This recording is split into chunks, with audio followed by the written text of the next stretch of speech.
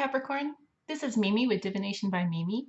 Welcome to your November 2017 tarot reading with a little bit of astrology and some oracle clarification if necessary. So you are a cardinal sign.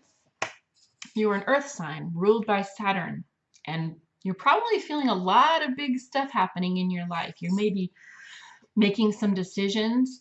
Saturn's returning home to Capricorn. I'm Capricorn too. So Saturn is coming home to us at the solstice next month, December. This is a great time. It's a life-changing time. It's an empowering time. It's karmic lessons coming to a completion. So where you might have felt stuck with something in the past, things are going to start moving again. Okay. Be prepared though. They're very likely going to be big changes.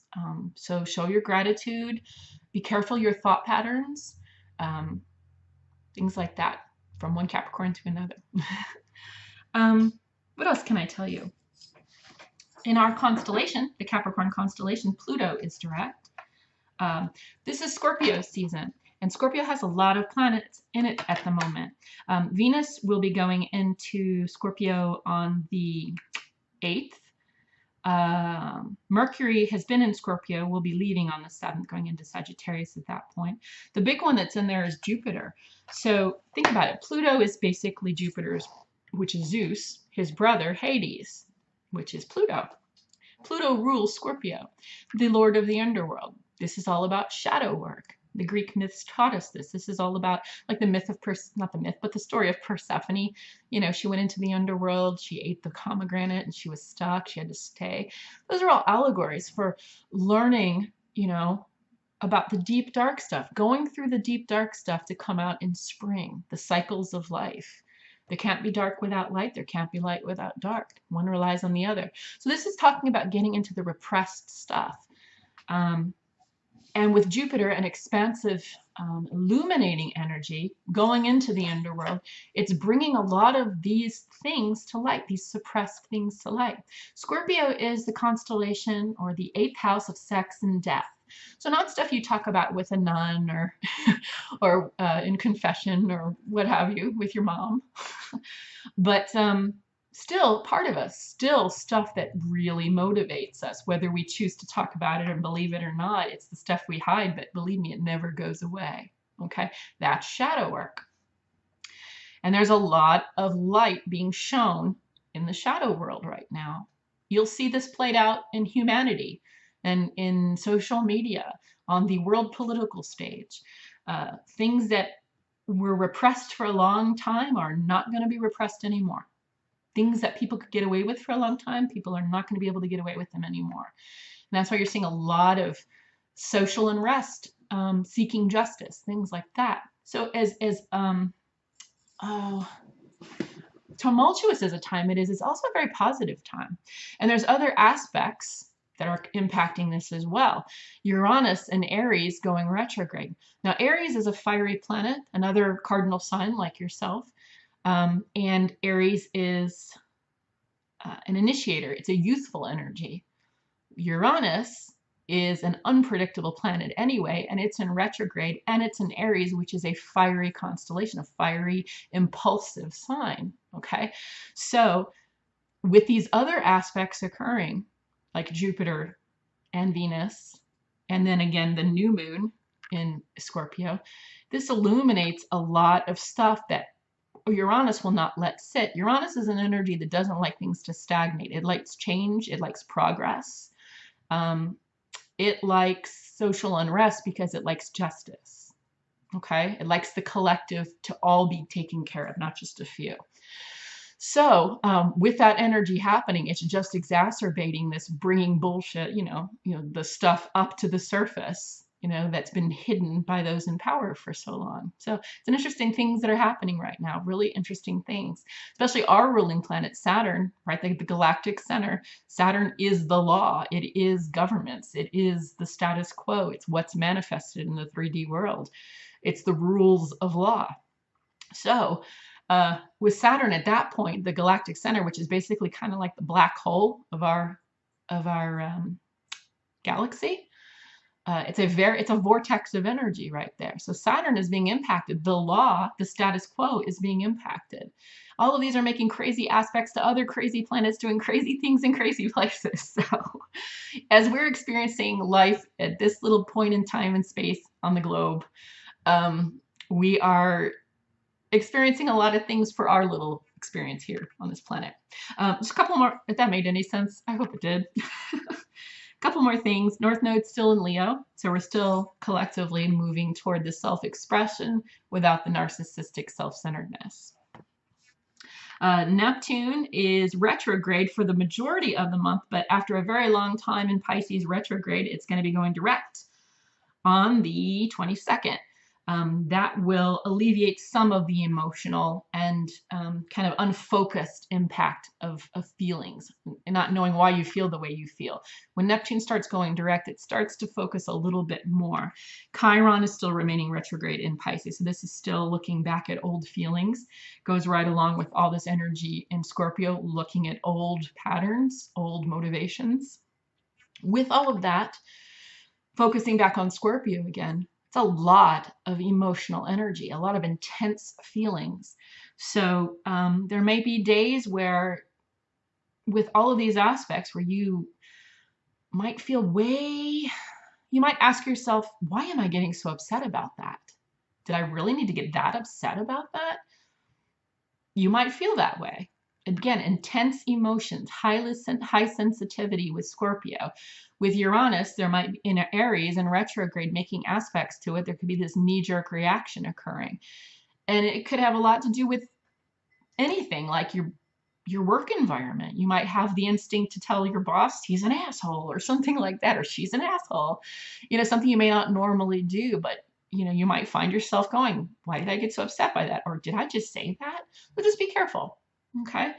I think, gosh, I am blabbering. I'm sorry. I think that's all I wanted to tell you.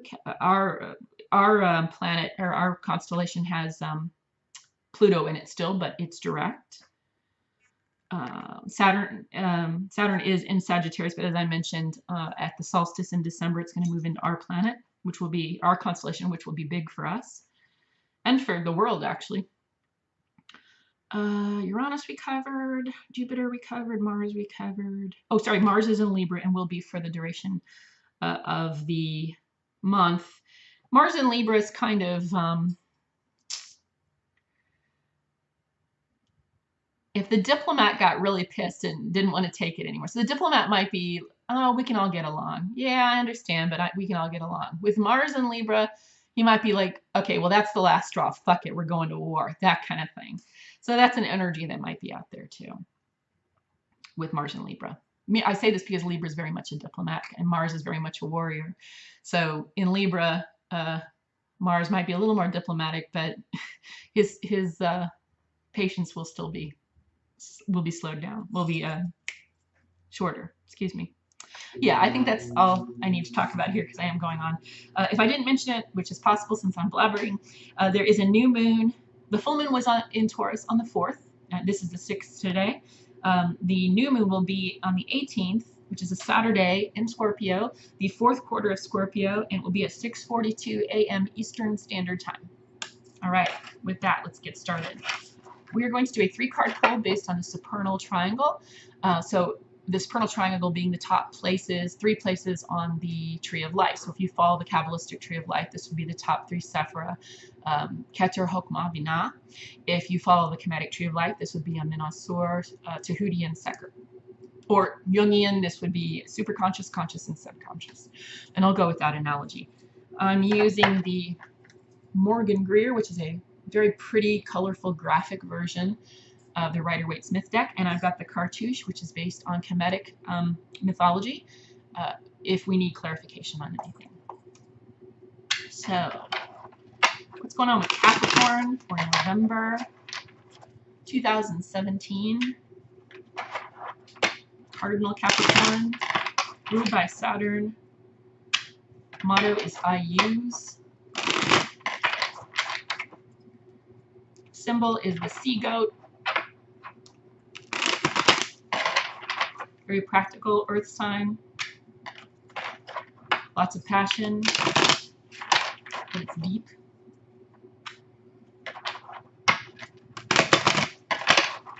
What's going on for November 2017 for our dear Capricorn friends?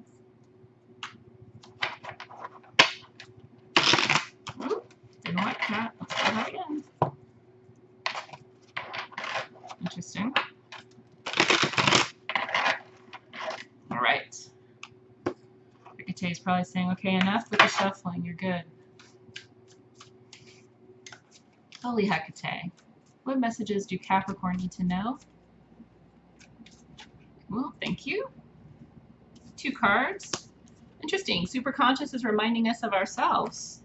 Our card at the Major Arcana of the Devil. 15th card in the deck. The Hebrew attribute, the Hebrew letter related to this card is Ayin, which is I. And the Devil card tends to be about attachment to the physical world, attachment to the 3-dimensional physical world, which perfectly makes sense with Saturn being its ruler. So I believe that superconscious, God source, is telling us to be aware of our tendency to be stubborn with that. Our conscious mind is we're waiting on some kind of a message, or this is an Aquarian energy as well. This is the King of Swords in reverse. Kings being fixed signs, that would be Aquarius. Swords are air. So it could be an Aquarian in your life that's causing you problems.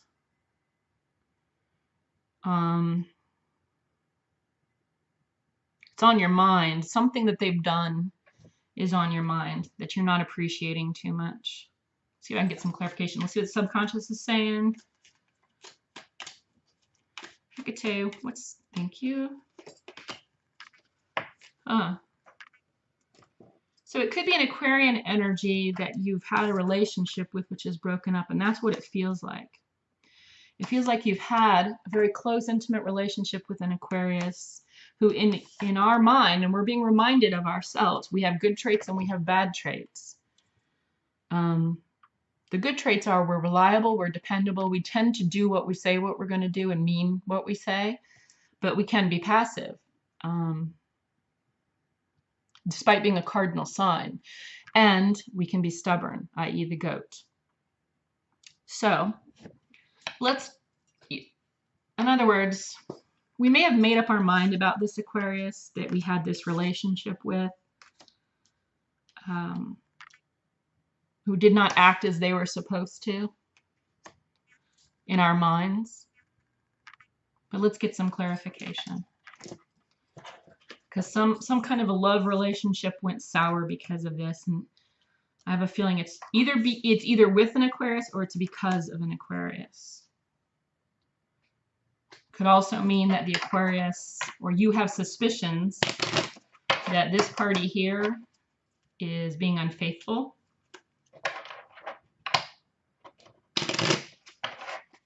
This is the 2 of Cups in reverse.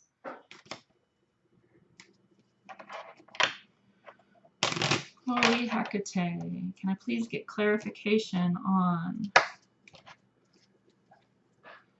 the Aquarius card and the 2 of Cups in reverse? For Capricorn, November 2017. What does the Aquarius card in reverse and the 2 of Cups coupling in reverse mean? Holy Hecate, Cosmic Soul for Cap. Thank you. Okay. We got Anubis in reverse. Anubis is the son of Set and Nephthys. Set is Osiris's brother, the one that was kind of a dick. He's his can't speak, sorry. he's the, Set was, if Set's your dad, Set is the bad guy, basically. If you look at the mythology, that particular mythology, Kemetic mythology, Set was the bad guy to Osiris, the good guy. And Set was married to Isis's sister. Isis was married to Osiris, and Nephthys was married to Set.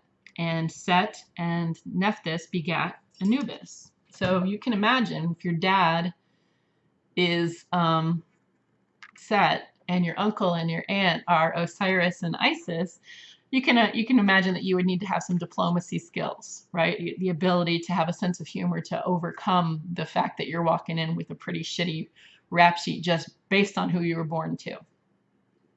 That's in reverse. It looks like you've given this person, this Aquarius or Aquarian energy, but it really feels like an Aquarius. That you've given them a chance and you've considered this kind of handed a bad set of cards, so to speak, handed given a bad hand in life, so to speak. You considered that, and yet it still doesn't wash. Whatever this behavior was that they did doesn't wash. And then over here you have the winged disc, the vulture wings, the disc, the golden disc. And that tells me that this relationship that you've had with this Aquarius, excuse me, it's right to end. It doesn't mean you're passing judgment in any other way on this Aquarius other than the fact that they are not right for you. That's what you're passing judgment on. Because I think you gave the benefit of the doubt as it related to their poor behavior, but even with that, it still is not excusable. It still doesn't work. And I see superconscious putting you here at the head as having made a valid decision, particularly with the winged disc coming up here showing the termination of this coupling, of this relationship, the termination of this relationship. The winged disc kind of indicates to me that it was the right thing that this happened. That to carry on with this relationship would have been wrong for both parties. Capricorn tends to be a very fair sign, a very passive sign at times, and a very stubborn sign. So I believe that superconscious is telling us that we're aware of both our strengths and our weaknesses, the Capricorn is, and that you're making a wise decision here. You gave the benefit of the doubt. You're not being too passive, and you're not being too stubborn or aggressive or absolute either. You are being fair and to both parties. You're freeing both of you from this situation, and it's a good thing. Spiritually, mentally, physically, financially, in all ways, the winged disc upright. The number 19 comes to 10, the number 1 manifestation, deducing to 1. It's the right thing. And it's successive. 9 is Anubis, 9 is Anubis, 19 is winged disc, but again, 19 deduces to 10. So, which deduces to 1. They just make things more confusing. I'm sorry, yours went on a really long time too, Capricorn. I apologize. So I hope that made sense. Yeah, it was right. If you haven't done it yet, but if your inkling is to break it off with this Aquarius or this Aquarian-like energy, it is wise to do that.